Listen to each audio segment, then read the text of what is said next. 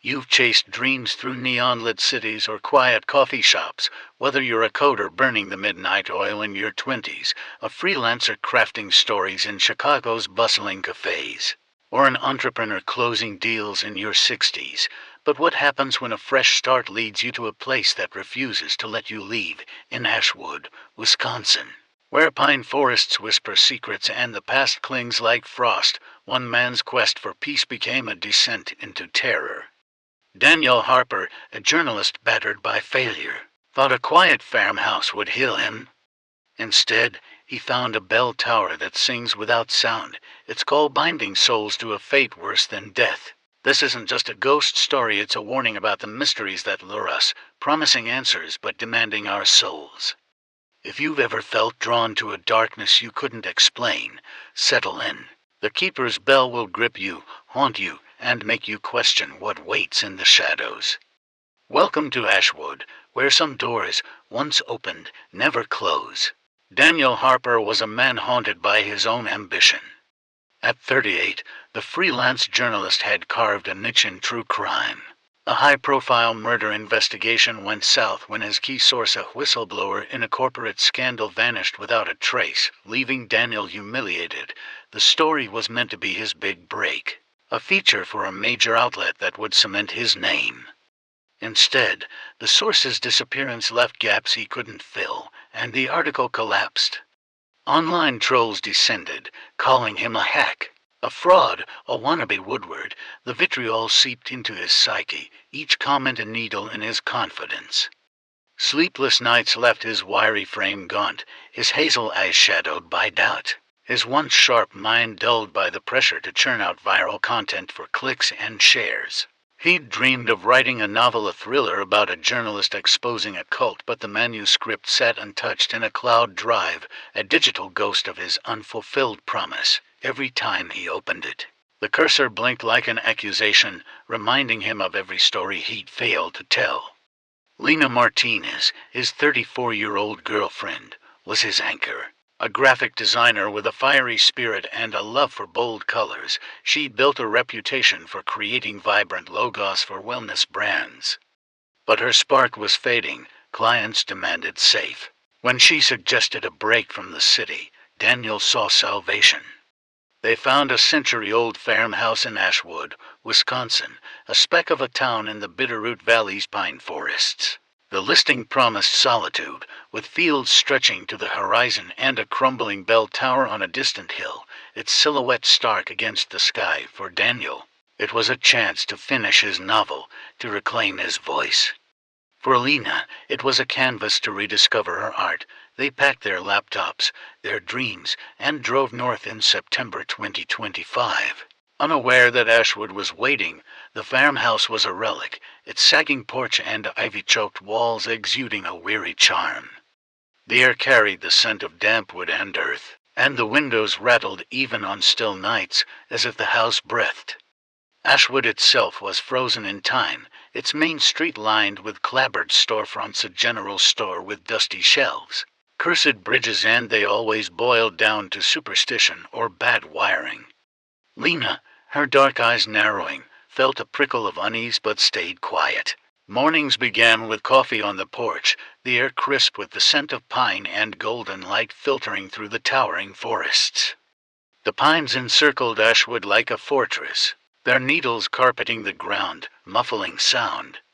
The fields stretched endlessly, dotted with wild flowers that swayed in the breeze. Daniel's novel flowed, his protagonist a version of himself unraveling a conspiracy in a fictional town not unlike Ashwood. He typed furiously, the words spilling out as if the valley's quiet had unlocked something in him. Its iron bell motionless, the locals avoided it, their eyes darting away when Daniel asked. At night, the stars burned bright over Ashwood, but the air felt thick, as if the valley held its breath. Lena noticed at first the silence wasn't peaceful but oppressive, like a held scream. She tried to focus on her work, sketching logos for a new client, but her designs felt off, the colors muted, the lines jagged. Daniel, lost in his novel, didn't notice her unease until the seventh night, when a storm rolled in from Lake Superior. A low, resonant hum woke them, Not thunder, but a deep, metallic toll, like a bell struck underwater, vibrating through the farmhouse's walls. Daniel grabbed his flashlight, assuming a loose shutter or a fallen branch, but the sound came from the hill, where the tower loomed against lightning-streaked clouds. Lena clutched his arm, her voice trembling. "It's that bell, isn't it?" Her eyes were wide, her childhood fear resurfacing. Lena's sketches saved as corrupted files, her vibrant designs replaced by jagged black lines that formed shapes she hadn't drawn: spirals, runes, a bell. They blamed rural Wi-Fi. A common annoyance for freelancers used city speeds, but the unease grew, like a stain spreading across the house. The forest seemed closer, its pines pressing against the windows. Tried to reassure her. "It's just a glitch," he said, but his voice wavered, and he couldn't shake the hum's echo in his mind. At Mabel's diner, Daniel asked about the tower. His journalist instincts kicking in, Hank's face darkened, his hands pausing on the coffee pot. An older woman, her hair in a tight bun and her eyes sharp as knives, leaned in from the counter. "It's the keeper's doing," she whispered, her voice low, as if the words might summon something. She told them about the bell tower, a relic from Ashwood's founding in 1820, in 1972. A fire had swept through during a town meeting, killing 12 volunteers who maintained the bell, a massive iron structure etched with strange runes. The keeper, Silas Ward, a reclusive preacher with eyes like burning coals, had been blamed. He'd claimed the bell spoke to him, guiding the town's fate through its tolls, predicting storms, harvests, even deaths. When the fire consumed the volunteers, their screams mingled with the bell's final ring, a sound that lingered in survivors' nightmares. Silas vanished, his body never found. "He's still there," the woman said, her voice trembling, ringing for those who listen. She recounted older tales, her words painting a grim history. In 1850, a trapper named Jacob Wells heard the bells hum and wandered into the pines, leaving behind a journal filled with frantic scribbles. "The voices in the wind call my name." He was never seen again. His rifle found leaning against the tower, covered in frost despite the summer heat. In 1895, a schoolteacher named Clara Beaumont grew obsessed with the bell, claiming it sang her name. She carved runes into her skin, muttering about the old ones, and tried to burn the tower to free the voices. She vanished, leaving only a blood-stained shawl, in 1930. But his eyes gleamed with something she didn't recognize, a hunger that mirrored the tower's own. At the town library, a squat brick building with flickering fluorescent lights and a faint smell of mildew, Daniel dug through archives. The air was heavy, the shelves groaning under dusty tomes and yellowed newspapers. The 1972 fire dominated the records, with grainy photos of the tower's charred remains, its bell untouched by the flames. Silas Ward stared from one article. A trapper's diary from 1850 spoke of voices in the pines, luring him to the tower with promises of wisdom. His final entry was a sketch of the bell, its runes pulsing with ink.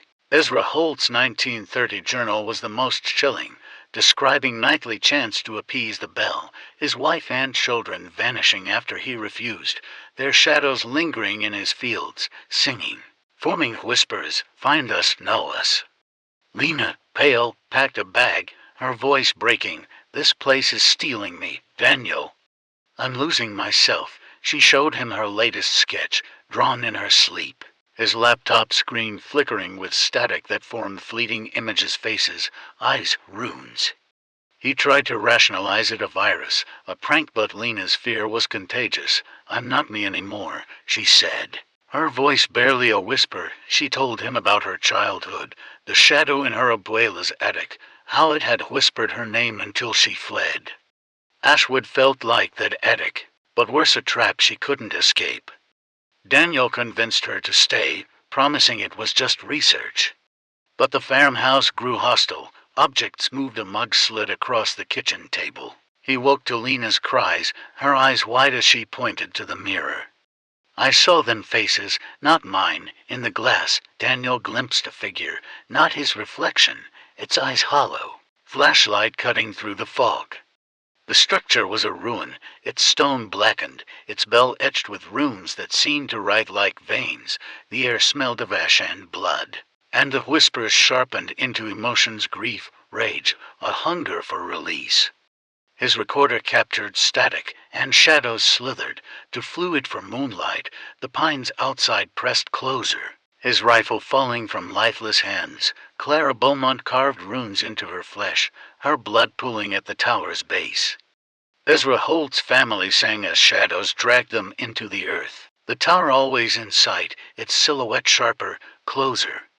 Lena grew quiet, her sketches abandoned, her tablet blank.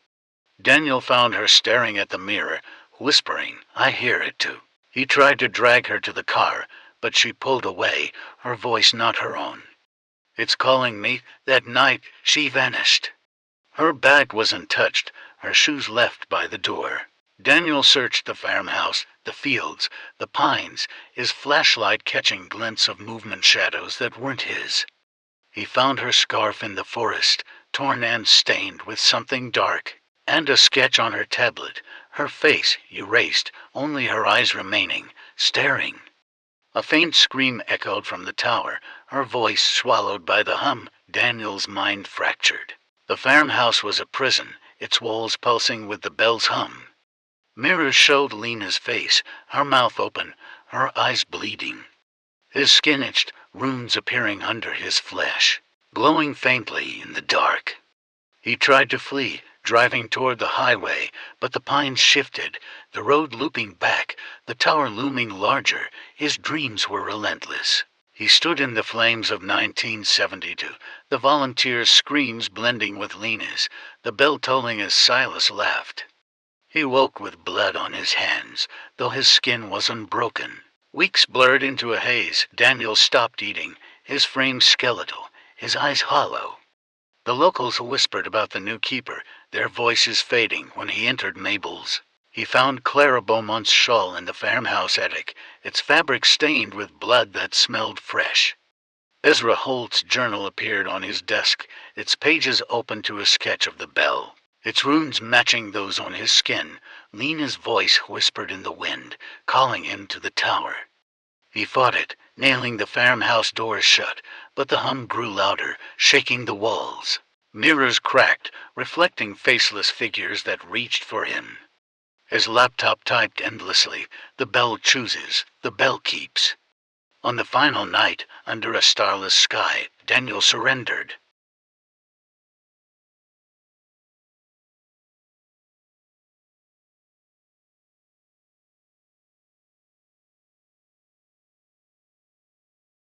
You've walked through Ashwood's shadows, where the keeper's bell claims those who listen too closely. Daniel and Lena's story is a chilling reminder that some mysteries demand your soul. And subscribe with the bell icon for more spine-chilling stories. The shadows are watching, and we'll be back. Stay curious, but beware what answers.